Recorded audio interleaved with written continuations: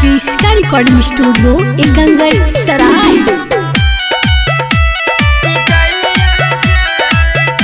Presented by क्रिस्का films. Phone करके हमारा बोलल हिंगे, फोन करके हमारा बोलल हिंगे, तोरे चक्कर में हम पिटलियाओगे, तोरे चक्कर में हम पिटलियाओगे।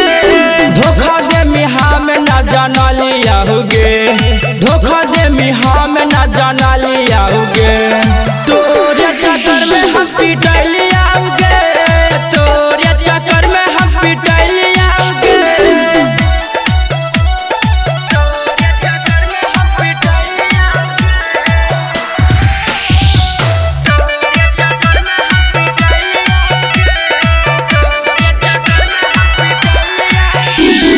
मिले खाती हमारा बोलाई के छाउरी दिलही तू फसाई गे, मरे लगी भाई बा तोरा तालब गे छाउरी लगा हो हमारा डर गे।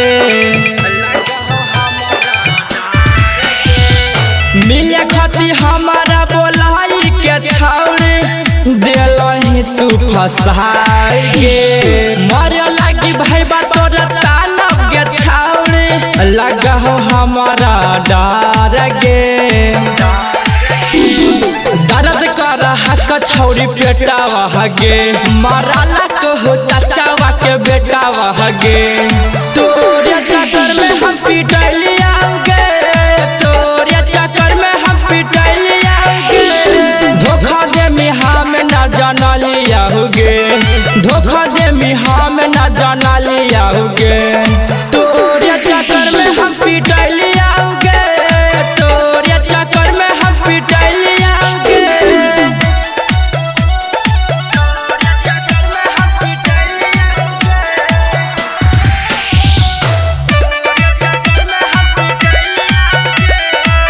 क्रिस्का रिकॉर्डिंग स्टूडियो एकंगर सराय। सुराजावा रोशनावा मुकेशवा के साथ जाहि तू छौरी बाजार गे, किहिन के देला को पंकजवा के छौरी देला को ता मोबाइल गे।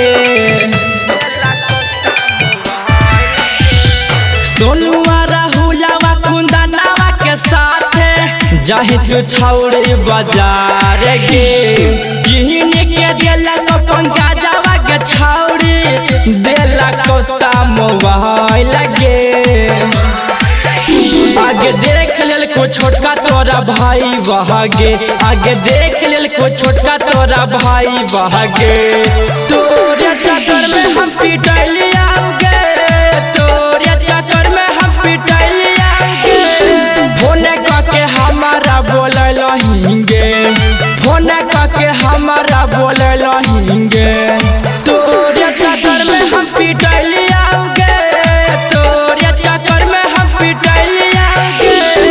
क्रिस्का रिकॉर्डिंग स्टूडियो एकंगर सराय।